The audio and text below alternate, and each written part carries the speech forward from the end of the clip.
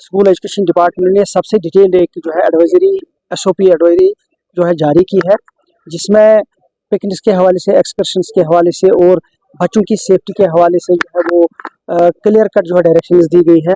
कोई भी स्कूल या चाहे वो पिकनिक उनको करना हो, चाहे एक्सकर्शन हो, चाहे एजुकेशन टूर करना हो, उसके लिए लाजमी बनाया दिया गया है कि उनको या चाहे ZDO कंसर्न हो या चीफ एजुकेशन ऑफिसर हो या डायरेक्टर हो, उनसे परमिशन लेना ज़रूरी बना दिया गया है। नॉट ओनली दैट, परमिशन जब देने की बारी आएगी उस वक्त बहुत सारी चीज़ों का ख्याल रखना है। सबसे पहले ट्रांसपोर्ट के हवाले से, क्या जो बस है डिपेंडेबल है, क्या ड्राइवर की लाइसेंस वैलिड है, या इसी तरीके से जो डिस्ट्रिक्ट एडमिनिस्ट्रेशन के साथ कोऑर्डिनेट करना है, या जिस जगह वो जा रहे हैं वहाँ के एडमिनिस्ट्रेशन के साथ कोऑर्डिनेट करना है, ये सारी की सारी चीज़ें उसको वाज़ेह तौर जो है बताई गई है। और जिस चीज़ की तरफ आप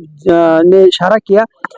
इसमें ऑनरेबल मिनिस्टर एजुकेशन मिनिस्टर ने रिसेंटली एक हाई लेवल मीटिंग ले ली, जिसमें ट्रांसपोर्ट के लोग थे, हेल्थ के लोग थे, पुलिस के लोग थे, इसी तरीके से टूरिज्म के लोग थे। तो सारे लोगों को वाज़ेह हिदायत दी कि ऐसे ऐसे प्रोग्राम्स को ऑर्गेनाइज करने से पहले कोऑर्डिनेटेड एफर्ट होनी चाहिए, ताकि पब्लिक को भी कोई परेशानी ना हो, हमारे बच्चों को भी जो है, जो कि पिकनिक या एक्सकर्शन एजुकेशन का एक हिस्सा है, उनको भी इसका मौका मिले, लेकिन उनकी सेफ्टी पहले है, उसके हवाले से जो है वाज़ेह हिदायत दी गई है। मुझे उम्मीद है कि जिस तरीके से हमने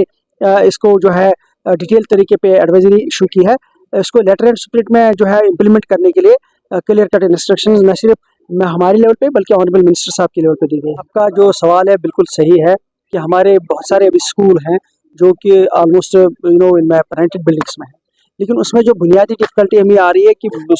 अगर हम उन जगहों को देखेंगे जहाँ पे ज़मीन अवेलेबल नहीं है, खासतौर से सिटीज़ एंड टाउन्स में, वहाँ पे स्कूल के लिए ज़मीन मिलना बड़ा मुश्किल है। इसलिए मजबूरी में उन स्कूलों को भी रेंटेड बिल्डिंग में ही चलाया जा रहा है, लेकिन उसमें भी रेंटेड अकोमोडेशन में बच्चों को बेहतर से बेहतर जो है वो ये मिल जाए, फैसिलिटीज़ मिल जाए, वो हमारी कोशिश है। बल्कि उसका अल्टरनेटिव कोई हमें मिल जाए, चाहे कोई गवर्नमेंट बिल्डिंग मिल जाए या हमें कोई अपनी ज़मीन मिल जाए जिसमें हम गवर्नमेंट बिल्डिंग तैयार करें और सारी फैसिलिटी हो, उसकी फेज़ वाइज मैनर में हमने मैपिंग करी है। हमारी यही कोशिश होगी कि आने वाले दिनों में फेज़ वाइज मैनर में इनको हम रिप्लेस करें और उनको गवर्नमेंट बिल्डिंग दें। और नॉट ओनली दैट कि हम ये चाहें कि जो हमारा एक्जिस्टिंग इंफ्रास्ट्रक्चर है गवर्नमेंट बिल्डिंग्स में भी, चाहे वो ड्रिंकिंग वाटर के हवाले से हो, टॉयलेट्स के हवाले से हो,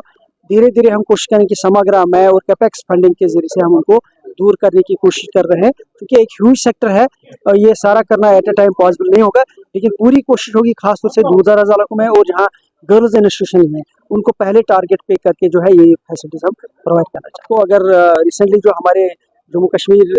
गवर्नमेंट की तरफ से जो बजट पेश किया गया, उसमें honourable chief minister as finance minister कुछ लैंडमार्क जो है वो डिसीजंस लिए हैं, जिसमें स्मार्ट क्लासरूम जो है उनका प्रोविजन रखा गया है, किंडर गार्डन्स का प्रोविजन रखा गया है, टिंकरिंग लैब्स का प्रोविजन रखा गया है। इसी तरीके से जो भी मॉडर्न टेक्नोलॉजी और मॉडर्न जो सुविधा होनी चाहिए स्कूलों में with regard to teaching and learning, वो लैंडमार्क कुछ इनिशिएटिव्स लिए गए, जिसपे आने वाले दिनों में